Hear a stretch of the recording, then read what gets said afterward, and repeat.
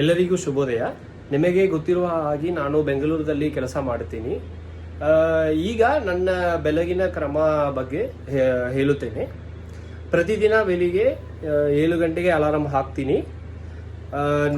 ಆದರೆ ನಿಜವಾಗಿ 7:30 ಗಂಟೆಗೆ ಎದ್ದೇಳುತ್ತೇನೆ.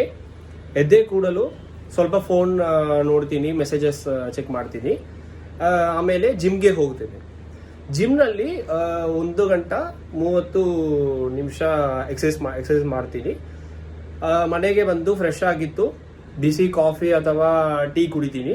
ತಿಂಡಿಗೆ ಇಡ್ಲಿ ಅಥವಾ ದೋಸೆ ಜೊತೆ ಸಾಂಬಾರ್ ಚಟ್ನಿ ತಿಂತೀನಿ.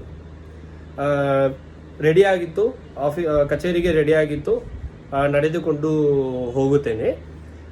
ನನ್ನ ಹತ್ತಿರ ಗಾಡಿ ಇಲ್ಲ, ನಡೆದುಕೊಂಡು ಹೋಗುತ್ತೇನೆ.